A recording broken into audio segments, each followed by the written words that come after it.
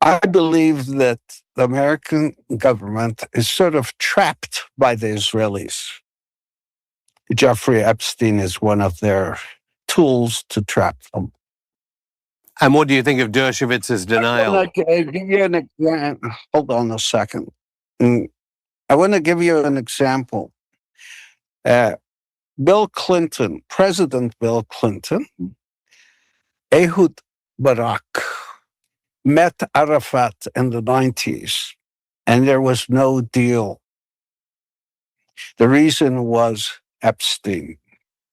They were being blackmailed by Epstein. Ehud Barak was also a friend of Epstein, the prime minister of Israel at the time. But he was being blackmailed by the Israeli right wing as well. And they stopped an agreement with Arafat. They were about to reach an agreement there for a two-state solution. But that was stopped because of Epstein. They were both being blackmailed by Epstein.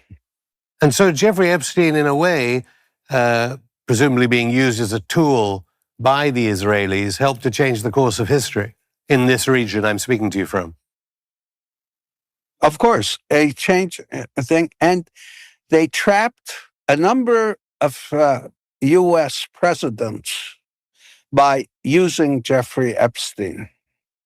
And it wasn't only about sex, it was also the money issue. Where was the money coming from? But everything is stuck over Gaza. And I believe the Israelis have the American government captive due to what happens with Epstein, or what happened in the past with Epstein.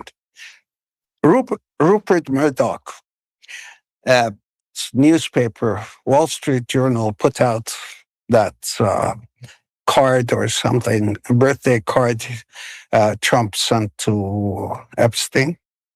Where do you think they got it from? And I don't think Trump wants to continue this war or the genocide. I think it's the Israelis holding him back. Given how much maverick power he has to create peace in South North Korea, in Palestine, in all these different places, one might ask, why do they need Jeffrey Epstein? Why can't they just assassinate Donald Trump? I know there's a lot of speculation. There has been that John F. Kennedy was assassinated with Israeli intelligence help. Why do they need things like Jeffrey Epstein? Somebody tried to assassinate him, didn't they? Before the election. It doesn't always work.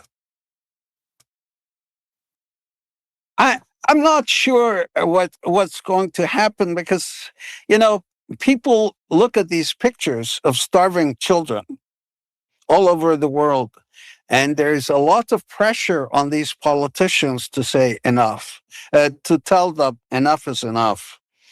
I'm not sure how far this will go. And I think the Israelis are committing harakiri on themselves, or by doing this, because eventually they will be stopped. Now, that is where the GCC countries arguably can leverage financial power to replace AIPAC lobbying power, as it were.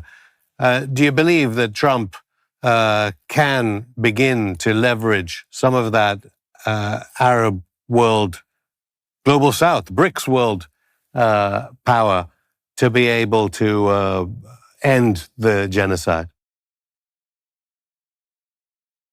No, I believe that he can end the genocide right now if he just stops being scared of the Israelis. What are they going to say about him? How many girls did he abuse? How many billions of dollars he took? Let them say whatever they say. He should stop the genocide. Let them do whatever they want to do. Morality should take over. I encourage him to stop the genocide at any price. Robert Maxwell was an incredibly intelligent man. He was trying to leverage things against the Israeli state, perhaps financial deals for his company. Look what happened to him. Can't the Israelis every time tell Trump, you try and mess with us? Someone as clever, and people can look up Robert Maxwell's heroic wartime record, they can still kill you.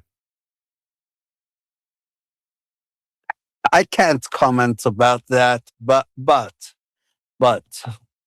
I hope Donald Trump will have the interest of the United States and the Middle East at heart and do the right thing.